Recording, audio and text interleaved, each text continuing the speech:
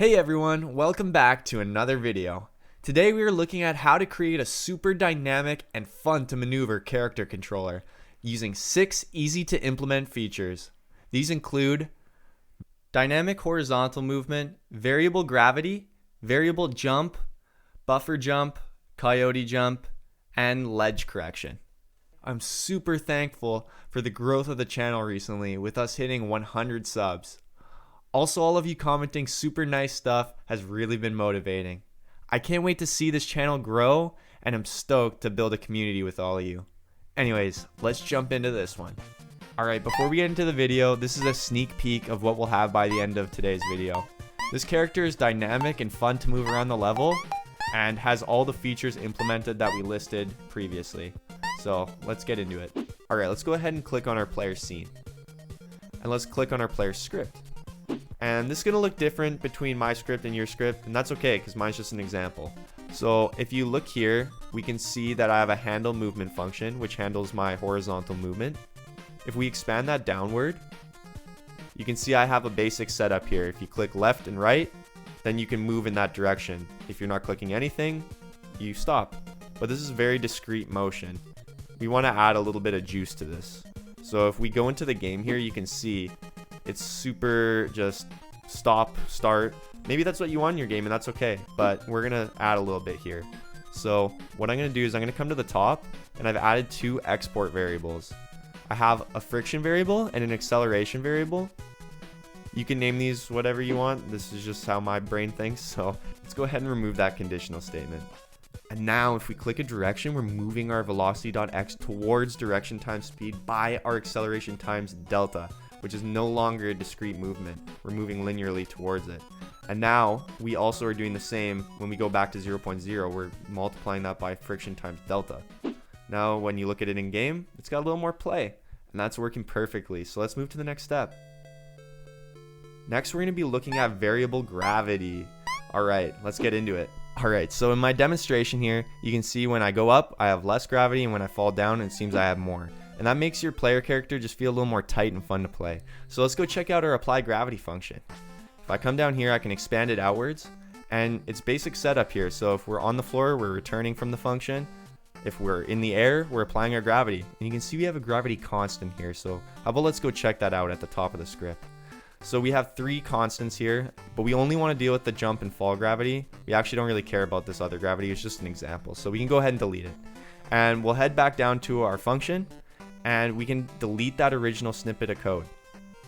And we can uncomment the code below it, because what we want to do is when our velocity.y is less than 0.0, we want to apply that jump gravity, else we want to apply our fall gravity. And then we can take that variable and apply it to delta, and then we can set that as our velocity.y, and that's our new gravity. So let's go check that out. It's very subtle, but you'll feel it when you're actually playing your game. So consider adding it to your character controller. Alright guys, the next thing we're going to be looking at is variable jump height. So you can see every time I click space, I'm jumping into the air the exact same amount, and I can't even pass these spikes.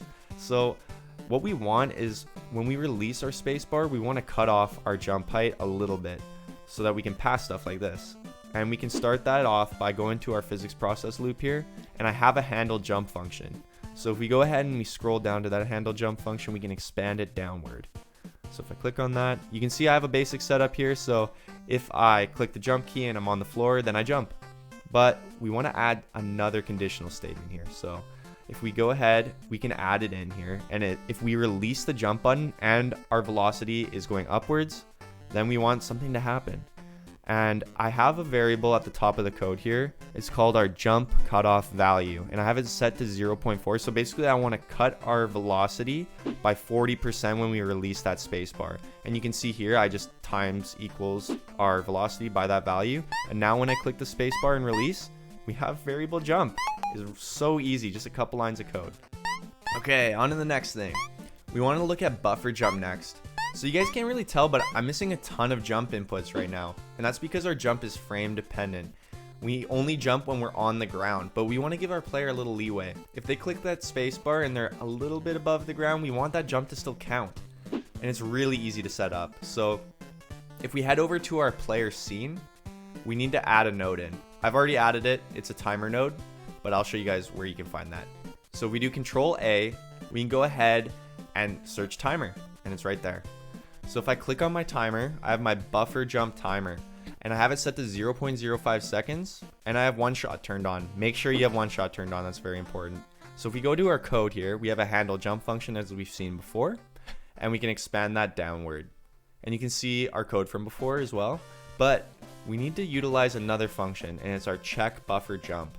So basically we have a conditional statement, and it's checking if we are not on the floor and our velocity is going downward, so we're falling, and we click the jump key and our buffer jump is not activated, then we want to start our buffer jump timer. I know there's a bit of a mouthful, but I hope that makes sense. But anyways, let's head back up to our handle jump function. We want to call that check buffer jump function, and we also want to create a variable called request jump.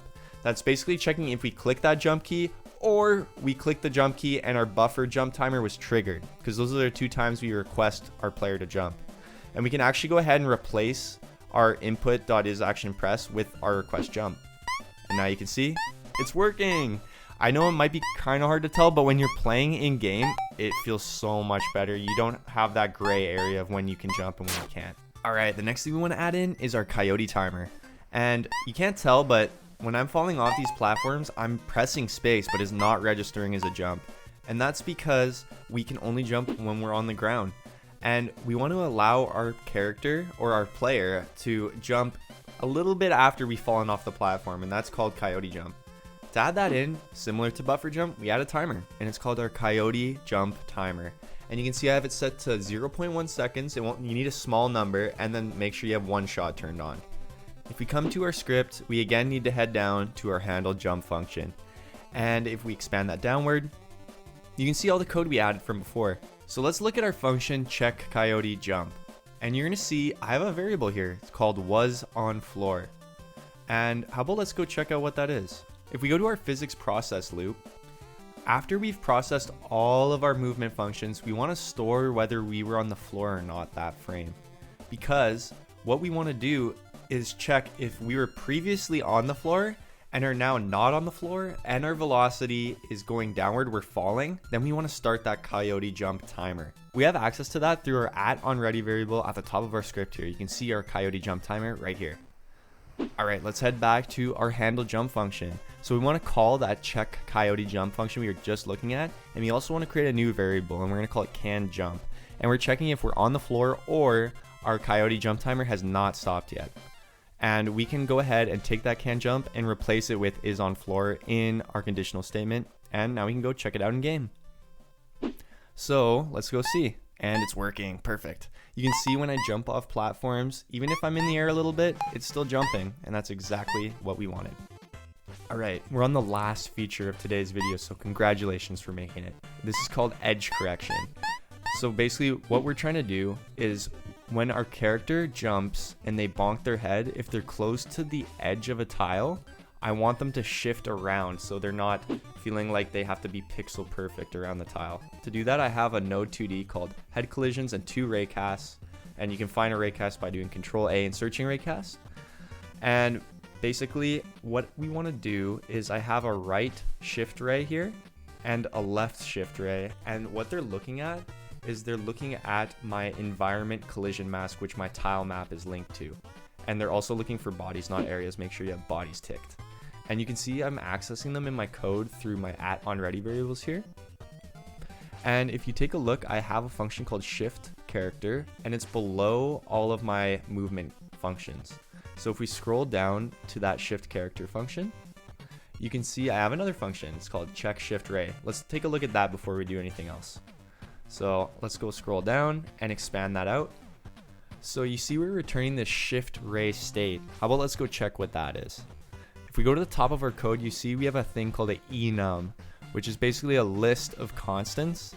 And we use this to eliminate the use of magic numbers. So each of these names has a specific integer linked with it.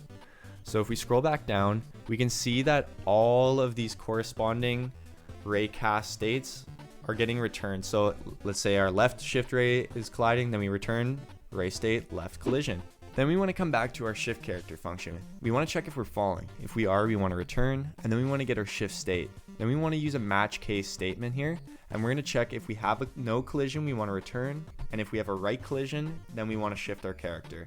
And we have these two variables here, head shift amount and head shift speed. If we scroll up to the top, we have two @export variables, as you can see here. So let's head back down to our function and check out our last case, which is our left collision. And if we have a left collision, we're going to shift our character. And let's go check it out in game.